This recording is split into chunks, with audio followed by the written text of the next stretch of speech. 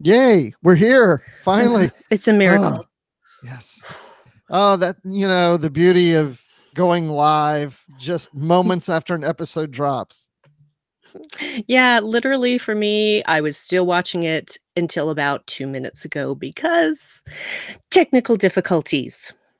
Yes. And because I have CBS All Access through Amazon channels, and there was no problem last time when the short trek dropped, but it still has yet to drop last time I checked for tonight, and that was a big problem.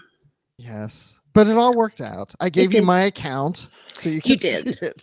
You saved my butt, man. I was worried if it would work or not because I thought I'm already watching it on CBS.com through my account. And I didn't know if it will allow you to watch it at the same time or not, but it worked. It totally did. It totally did. Hey, you know what? The business we have around here is to say what the heck we're doing. So this is live from the edge. We're talking about Short Trek's Calypso. This is the live show we have on YouTube. As I mentioned, just moments after the episode dropped. So we've only watched it once. As Brandi said, she finished watching it and boom, came on. So I did get to cheat a little and rewind a couple parts just to check some things out.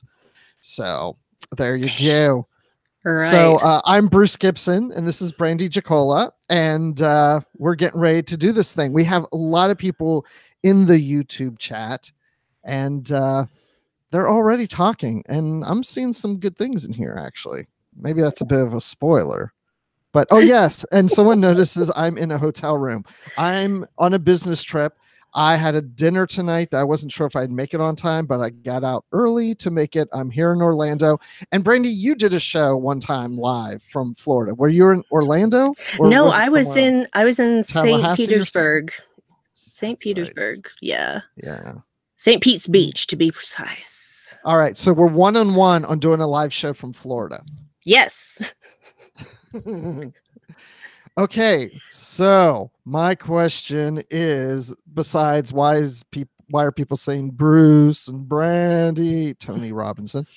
Hey, this chat is very crazy today. I think everybody loved the episode. So let me ask you, Brandi, what'd you think of Calypso? I am still processing. I enjoyed it. Let's be clear with that. But I'm not 100% sure yet what I think of it. Dave, who, of course, is my husband who watched it with me, is very clear on how he felt about it. So maybe he should be here instead of me. No, I believe that his words were, it was like Blade Runner 2049 in the best way. So this was Star Trek Blade Runner 2049, I guess.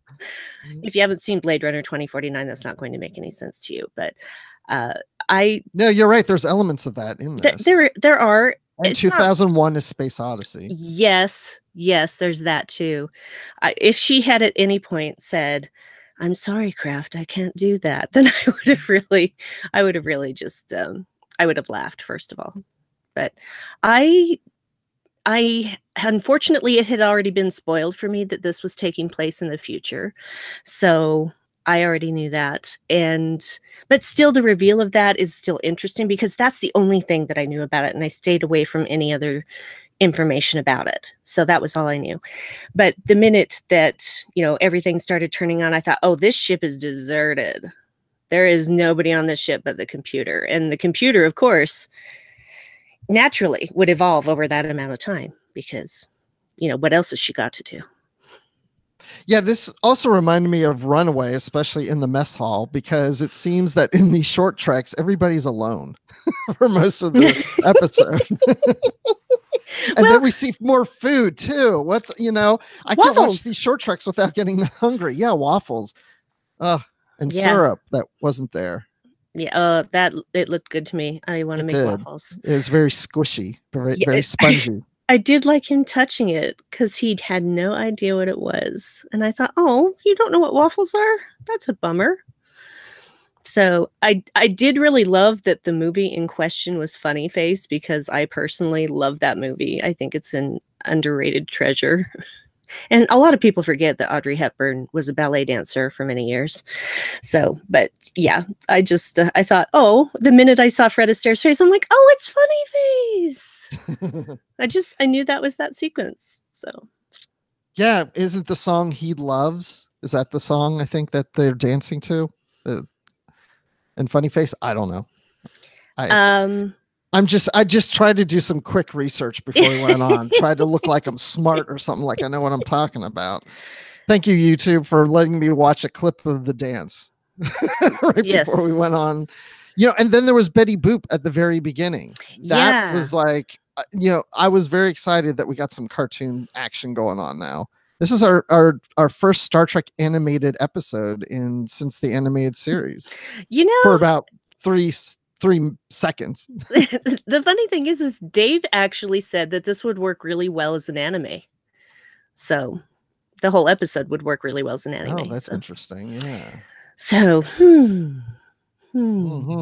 Okay. Warning, life signs are at critical levels. So did you think he was going to die the first minute the episode started and it would be over? Because it is short tracks. It could be a minute-long episode. Yes, but I knew that it wasn't because the timer at the bottom was counting down to, from like 18 plus minutes. And I just thought, no, he's not going to die, because there's been screenshots of him being alive. So I was pretty sure he was not going to die immediately. Yes. But I'm still trying to figure out why it was called Calypso. What did I miss? I don't know. I haven't had a chance to think about that yet either. Oh, sorry. Well, this is a terrible live show. Why do we do these live? We don't have time to prepare. Well, see, that's the thing. It's a reaction show. That's why we're not here for in-depth analysis tonight. Yeah, this is initial reaction to it. So Calypso is what? Greek mythology about she lived on an island for 7 years. So maybe that's what it is, being lonely. That's it. We don't know how long he was there, but he was there for a while. Yeah. Oh, yes. Oh, yep. Of course. Aaron's chiming in with the information. Yep. Yeah. What are people saying here? Oh, yeah, that's right. He's saying that. Yeah, he's saying Calypso was a nymph in Greek mythology who lived on the island of Ogygia. Ogygia. Yeah, we're going to go with that. Which, according to the Odyssey, she detained Odysseus for 7 years. That makes sense. What does that mean? He was there for 7 years? I don't think it means that. Well, it might, but I don't think he was there that long. I didn't get that impression. Well, he was there for quite some time. Yeah. I was thinking it was more like months, maybe. Not like 7 years. I don't know. Possibly. But yeah, thank Aaron for that. Yeah, good copy and paste from Wikipedia. Dude. Why you gotta be that way? Because I just read that for word on Wikipedia. Oh, apparently Odysseus was also trying to get back home to his family. So that's Oh, yeah. Oh, so they stole this. No, it's a metaphor. Oh, okay. But when you think about it, everything has been done before. It's all in how you recombine the elements to make it fresh. It is. And sometimes that's why people enjoy certain things. Maybe this episode, because there's a lot of familiar elements from other things and people can relate to that and they like that. So what'd you think of the ship evolving into Zora over all these years? I wonder where it kind of reminded me of like it reminded me of like the holodeck. Yeah. And the fact that, some of these characters take on a life of their own after a while, after the holodeck's running for a while. Yeah, that did happen more than once. Except that usually happened through some kind of malfunction, which makes me again wonder why anyone ever let anyone use the holodeck. It's like, oh, the safeties are off again. Oh, we have to solve this mystery or we all die. But no, I actually was intrigued. I knew immediately that she was an artificial intelligence simply because he woke up alone in sickbay, and there's no way that there wouldn't be someone on duty in sickbay at all times. Mm-hmm. So I immediately knew that she was an artificial intelligence. I figured she was the ship's computer because how else would she have gotten there? But she giggles. She laughs. She's like, "Oh, that's true. You thought I was real?" So yeah, that's she's Well, I guess 1,000 years will anything after 1,000 years will be extremely different from its original source. I mean, if I lived for 1,000 years, I have a feeling I'd be very different too. I think so. Oh yeah, and Kentucky Trekkie also says she cries. That made me a little bit sad. Yes. Yes. Although I like the name Kentucky Trekkie. And Chris Trek fan 702 asks, did it evolve or was it taken over? That's an interesting point because I just assumed that it evolved over time, like we're saying 1,000 years. But who's to say that after this period of time it's been isolated in space, some alien race came over and took over the ship and put some conscious into it? It's hard to say, but according to Zora herself, it was evolution, but evolution can take many forms. That doesn't necessarily mean that she just evolved that way because she had to or wanted to or what have you. It could have been influenced from an outside source, but we don't really have much information about that. It was basically, this whole thing was a bit of a slice of life of just two beings, one artificial, one human, coming in contact with each other and the wackiness that ensues. I want to know why they have Funny Face in the database on Discovery. I don't know, but it seems like a lot of these ships like older movies, mid 20th century movies, because we saw that on Enterprise. They always seem to watch older I know. movies. They had movie night, and they didn't just watch movies that were old by their standards, but they were old by the viewer's standards as well. They were watching Right. movies from the 40s and 50s, and the most modern thing that I think that they watched was an episode of Kung Fu, but we don't even really get to see what episode that was because it was when they had to stay in the catwalk because anyway, long story short, maybe they do have movie nights on Discovery. We don't know. Yeah, they could. We just haven't seen that yet. I'd like to see them watch maybe like something like Beverly Hills Cop because Eddie Murphy has always wanted to be on a Star Trek episode. This would be his chance. Mm-hmm. That's true. He is a huge Star Trek fan. He is. And Justin Ozer in the chat says that if I lived 1,000 years, I'd be able to catch up on all the Star Trek novels. Yeah. I only wish. But what if And they he's kept right. writing them all that time? For 1,000 years, yeah. And you never caught up. Is that like the ending of that Twilight Zone episode, Time Enough at Last? Because they don't stop writing them, so you never catch up instead of just wanting to read, but you broke your glasses. Is that what that is? That's how it feels like doing literary tracks. Trying to catch up on all these books. I can't read them all. I want to, but we'll never get through them all. So Dave's asking how much fan fiction Zora has written. I'm going to guess a lot. I think that's why she was abandoned. Oh, ouch. Sorry. Oh, that's cruel. Yeah, everyone got tired of her reading her fan fiction to them because really, what can they do? They can't stop her. She's a computer. She's like, no, you're going to sit down and listen to this. And why is her name Zora? You made a comment earlier. Yeah, I don't know why her name is Zora. I don't understand any significance of that. She never specifies whether she named herself or someone else named her. Yeah, I don't know. Zora. I'm just thinking of a ship. Why a ship would name itself something like that. I don't know.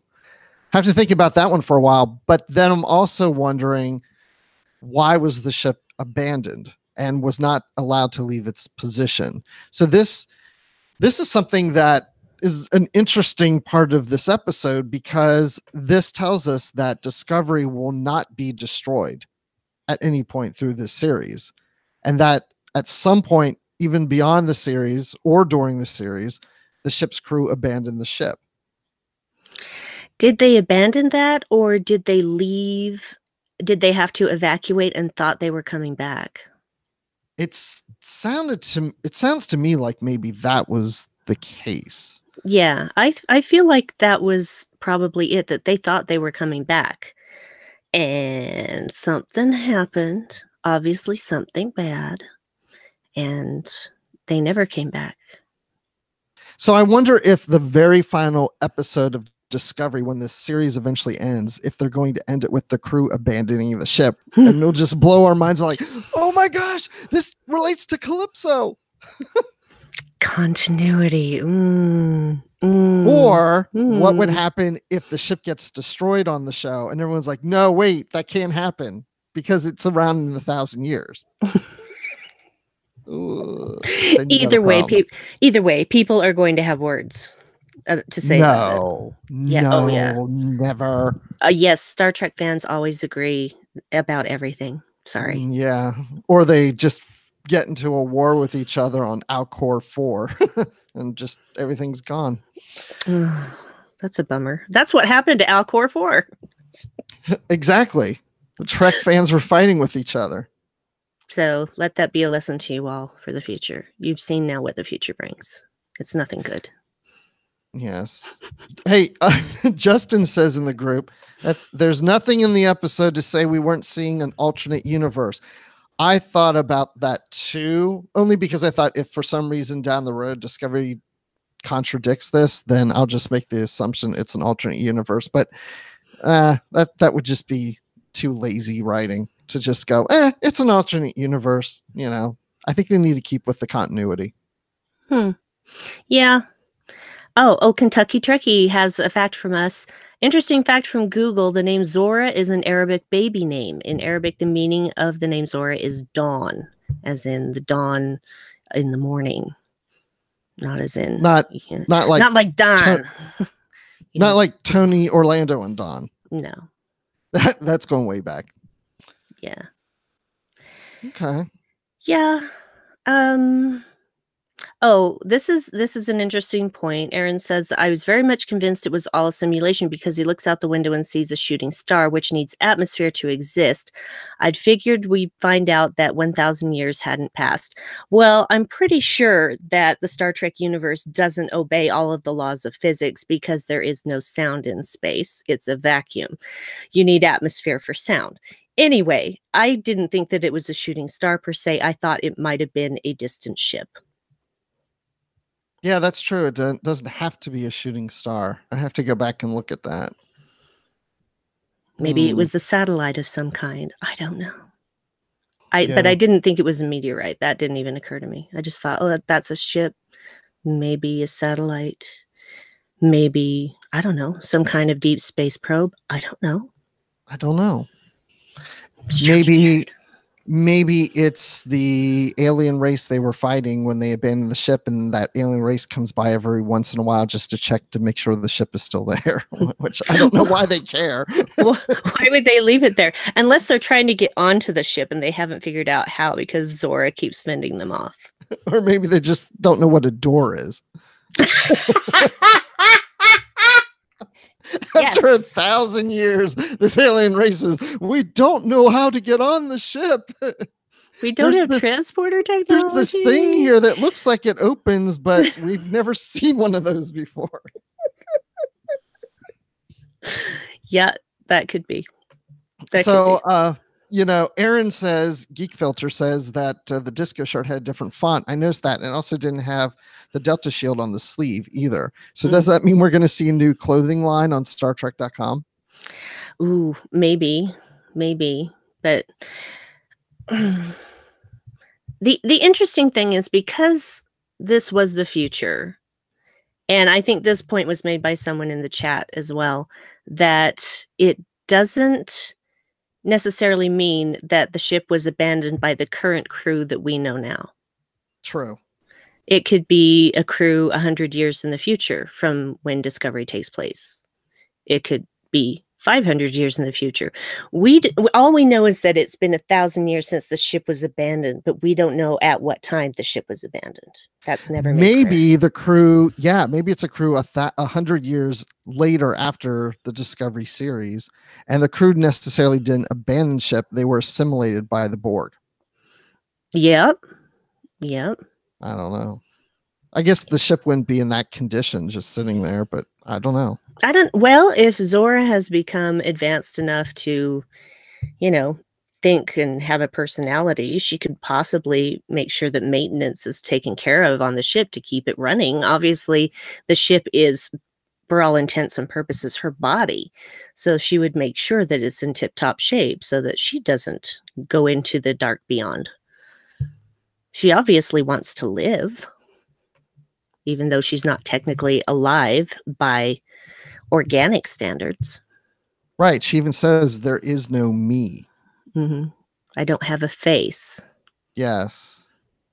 And that was great because he says, he had a vision of her. He had a face for her. Yeah. So did she read his mind? How did she do that? Maybe it's, I don't know. Maybe, well, I don't know. Or maybe she just came up with the image that she thought he would like based on what she knows of him from all this time. Yeah. Because like people will say, they know someone over a period of time. Oh, I know the perfect girl for you or the perfect guy for you. Or maybe that's kind of what she's doing. I don't know. That could be. I heard that a few times in my dating life, and they were always wrong. It's like, no, you don't have the perfect person for me. You have someone that you want to shove off on me to shut them up, and you think that, maybe they'll take pity on me. No, I never had one good blind date, ever. Well, then TMI. You need to find an abandoned ship somewhere. I do. Well, I don't need to now because I found my life partner. That's true. Who is in the chat? Yeah. So yes, good night, Justin. I guess he had to leave. So we're talking about names. First, he identifies himself as Coral, and then that's not really his name, and then Craft. So I guess we kind of figured out why she goes by Zora, but why did he pick Craft? Is it because he thinks he's cheesy? Craft cheese? Or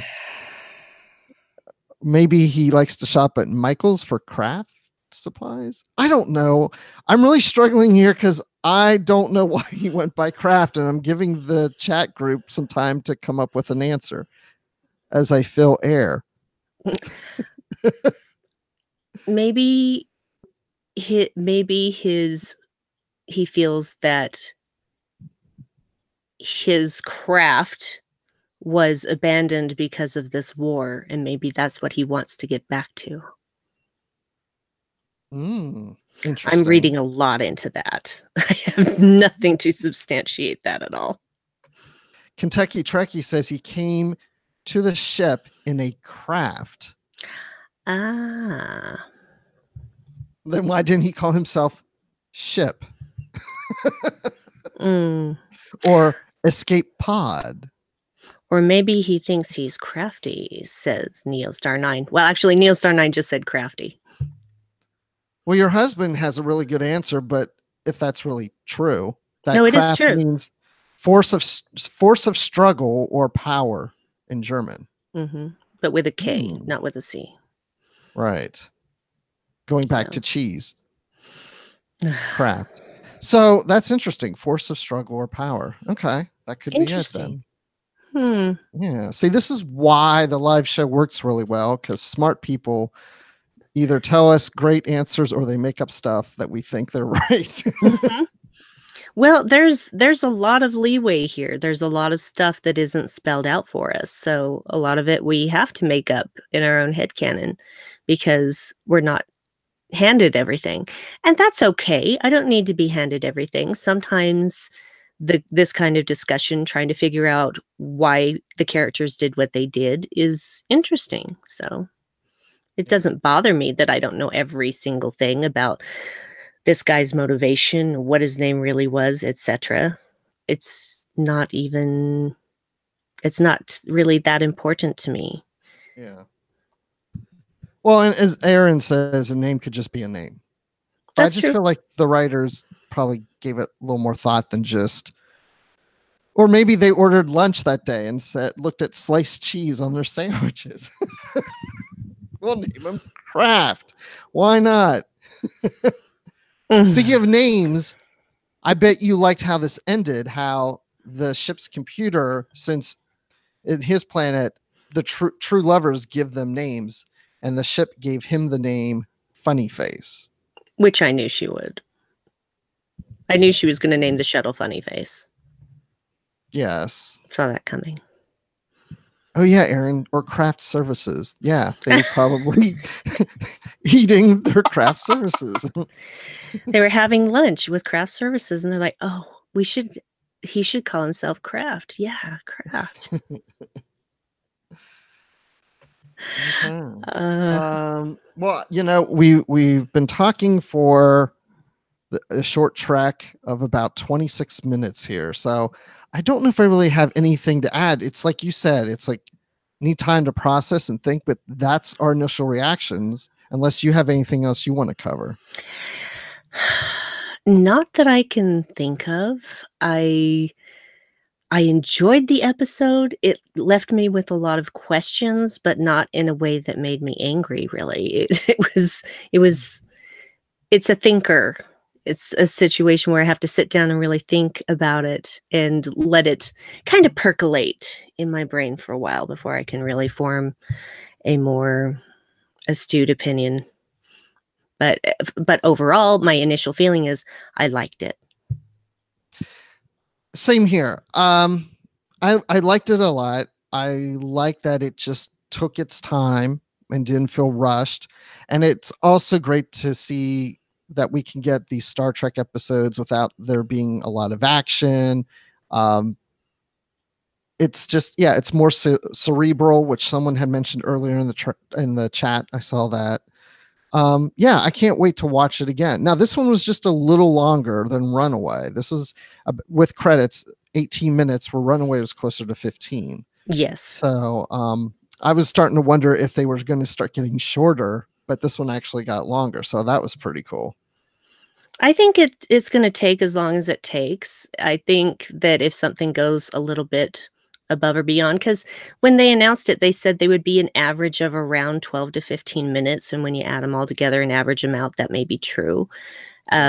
So if it has to be a little bit longer, that's fine. I don't feel like it has to adhere to some self-imposed amount of minutes with credits, just when it's over, it's over. Tell the story, take as long as you take, and then that's done. Yeah. Absolutely. And Dan Gunther from Literary Treks, who hasn't seen it yet, says that he feels like he hasn't been spoiled from this discussion. Yeah. Oh, well, good. Yeah, there's not like any like huge surprises or anything that I think is spoilery, I guess, in a way. Maybe a little that we discussed, but yeah, it's definitely not going to ruin the episode if you haven't seen it. It's more of a short character study than anything else. Oh, I'm glad you said that, because that's one of the things I was thinking earlier tonight, and that is this is the first Star Trek episode or movie, anything filmed Star Trek, official Star Trek, that did not have a crew member, a main cast member, or anybody in the episode, that it was totally a guest character, 100%. Wow, I hadn't thought of that, but you're absolutely right. Which shows you that this format that we have with CBS All Access and being able to do short treks allows them to do things that typically could not have been done on a regular Star Trek series. You could have not had just an episode about one character and not had any of the main cast because of contracts and such. That's so true. Oh, interesting. I like this. Yeah. So I'm interested to see how we get more creative, different things out of these, especially the short treks feels very much like a short story I'd read in a Star Trek anthology book. And so these are pretty cool. These are fun. Yeah, so. I'm enjoying them very much. Yeah, and now we have to buy new disco shirts. Yeah, dang. Because I hate disco shirts. Hey, and I'm proud. My wife just had her 50th birthday, and the only birthday idea she had for me for a gift was a disco shirt. Oh. Everything else I had to be creative on. But I said, what do you want for your birthday? And the only thing she could think of is, I don't know. I think just, I want a disco shirt. And I'm like, I love you. It's so nice, isn't it? It is. Yes. Well, and my husband, Dave, love you, Dave. He has never been the biggest Trekkie. And now with Discovery, he's just in whole hog. So it's super fun to share that excitement with him. He's just as excited about every new thing that drops as I am. And it's just one more thing to share. Just really enjoy it. Yeah. Yep. He's your funny face. He is my funny face, and I'm his funny face. Actually, his face is far more symmetrical than mine, so I get to be the funny face. Wow. On that note, I don't really have anything else except, December 6th is the next episode, The Brightest Star. Looking forward to that. So we get to see additional Kelpians. Yes. That are not really Mirror Universe Kelpians. That are I was just thinking that. Cooked and eaten for dinner. No. Yet another reference to food in an episode. I really want waffles. Yeah, that sounds good, doesn't it? Yeah, I really want some now. All right. Well, I guess... I'm sorry, go ahead. I was just going to say, maybe since I'm in Orlando tomorrow morning, I should go by Disney World and get like Mickey Mouse shaped waffles for breakfast. You do that and you take pictures of it like all of those Instagram people and you send it to me. I want to see those waffles. You'll see the waffles. You have to prove to me that you did it. You know what you can prove to me? You can do our closing. Oh, okay. I'll be honest. I have not planned a specific voice, so you're just going to get my... Oh, well, no. We need the chat group to tell us what voice you're going to do it in. Well, just because they say something doesn't mean that I actually can do it. No, but you can... If you find something you like in there, then you could do it. Okay, so wait for suggestions, and while we're waiting... My suggestion is you could be Zora. That's what Dave said too. Yeah, Dave just said it. Yeah. I don't know if I can pull that off. I can try. Wait, Chris Trek fan 702 says the next episode of The Brightest Star could be called The Brightest Stew. Kelpian stew. Okay, well, let's see. Oh, Dan says you could be Tilly arguing with the computer. That might be a little much.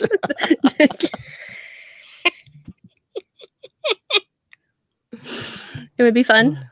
Mr. Tomei, Missy from Doctor Who. Okay. There you go. Yeah. Well, you have some ideas. Okay. Whatever you want to do. Well, I'll take Dave's suggestion and try to do Zora, although my light British accent may not be super accurate, and I've only heard her voice this one time. So, oh, good. Our Brit listeners will love this. I'm sorry, people who actually have British or English accents. Just know that I am doing my best. So let's see if I can do this. How do they know they have a British or English accent? Because it doesn't sound like an accent to them. We have the accent. Well, yeah, we have accents, but they have accents as well. Just like we have different American accents, there are different English accents as well, depending on what region you're from. So it's just like any other country. The accents will differ depending on where you are. So. I wish there was Alcor 4 accent, but we didn't get that. Okay. Maybe someday we'll know. I don't know. Anyway, okay, I'm going to try this. I apologize in advance for how terrible it may be. Be sure to check out our Discovery coverage throughout the week. Live from the Edge will air on Thursday nights for short treks. Our commentary will be available as Tracks from the Edge. We'll discuss your feedback on Postcards from the Edge, and you can catch the full analysis on the Edge main show. And join us for Notes from the Edge with our own Chris Jones for links between Discovery and the broader franchise. You'll find all of these in the main feed for the Edge and in the Trek FM master feed. We'd love to hear your thoughts on Discovery. The best place to do that is the Babel Conference, our listeners group on Facebook, where Amy Nelson will collect your feedback for postcards from the edge. You can also find us on Twitter at TrekFM or send us email using the contact form on our website at trek.fm/contact. Choose to send to a show and choose the edge.